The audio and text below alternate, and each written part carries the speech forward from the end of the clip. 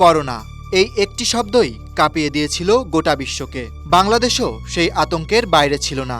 2020 সালের 8 মার্চ প্রথম সংক্রমণ ধরা পড়ে। তারপর 3 বছরে মৃত্যু হয়েছে প্রায় 30,000 মানুষের। 2025-এ এসে আবারও করোনার খবর। সংক্রমণ বাড়ছে, ঊর্ধ্বমুখী শনাক্তের হারও। কিন্তু প্রশ্ন হলো, আমরা ঠিক কতটুকু প্রস্তুত? গত 24 ঘন্টায় মাত্র 101 জনের নমুনা পরীক্ষা করে 13 জনের করোনা ধরা পড়েছে। ঈদের সময় শহর ছেড়ে মানুষ ছুটেছে গ্রামে। ট্রেন, বাস, লঞ্চে ঠাসাঠাসি ভিড়। পাশাপাশি পশুর হাটেও দেখা গেছে হাজার হাজার মানুষের জটলা। জনস্বাস্থ্য বিশেষজ্ঞদের আশঙ্কা, এই সময়টায় করোনার ছড়িয়ে পড়ার পারফেক্ট স্টর্ম। একই সঙ্গে ভয় বাড়াচ্ছে এই তথ্য, ঢাকার বাইরে প্রায় কোথাও করোনা পরীক্ষা হচ্ছে না। তার সবথেকে বড় কারণ হলো নেই করোনা পরীক্ষার পর্যাপ্ত কিটস। এখন প্রশ্ন হলো, করোনা যদি আবারও আগের মতো ভয়াবহ হয়ে ওঠে, তাহলে ঠিক কোন কোন বড় সংকটে পড়তে যাচ্ছে বাংলাদেশ? পরীক্ষার কিটসের অভাব। বাংলাদেশে এখন সবচেয়ে বড় সংকট করোনা পরীক্ষার কিট নেই। বিশেষ করে দ্রুত শনাক্তের কিট না থাকায় অনেক জেলায় পরীক্ষাই করা যাচ্ছে না। ঢাকার বাইরে অনেক মেডিকেল কলেজে RT-PCR যন্ত্র থাকলেও কিট না থাকায় হচ্ছে না পরীক্ষা। স্বাস্থ্য অধিদপ্তর আন্তর্জাতিক স্বাস্থ্য সংস্থা ও ব্যবসায়ীদের কাছ থেকে কিট আনার জন্য চেষ্টা করছে।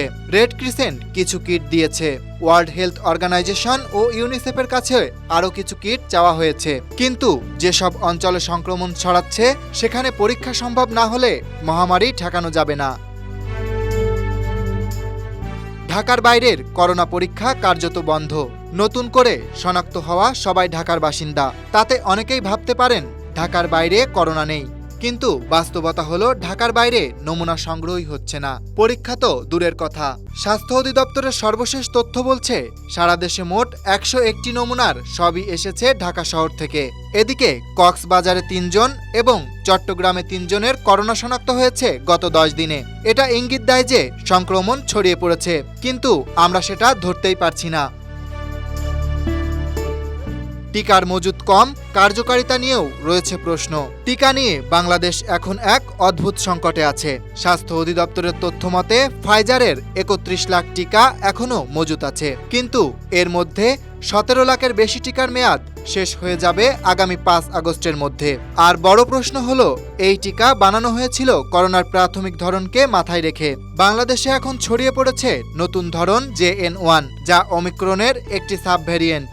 এই নতুন ধরনের বিরুদ্ধে ফাইজারের টিকা ঠিক কতটা কার্যকর, সে বিষয়ে কারিগরি কমিটি এখনও সিদ্ধান্ত নেয়নি। ব্যক্তিগত ও সামাজিক পর্যায়ে উদাসীনতা। করোনা নিয়ে মানুষ এখন অনেকটাই উদাসীন। মাস্ক পরে না কেউই, হাত ধোয়ার প্রবণতাও কমে গেছে। শহর কিংবা গ্রাম, সবখানেই যেন এক ধরনের ভুলে যাওয়ার সংস্কৃতি তৈরি হয়েছে। করোনার নতুন ঢেউ হয়তো আগের মতো ভয়াবহ হবে না, কিন্তু যদি কিট না থাকে, পরীক্ষা না হয়, টিকা কাজ না করে, তাহলে পুরো সিস্টেমই ভেঙে পড়তে পারে। Dhaka express desk report.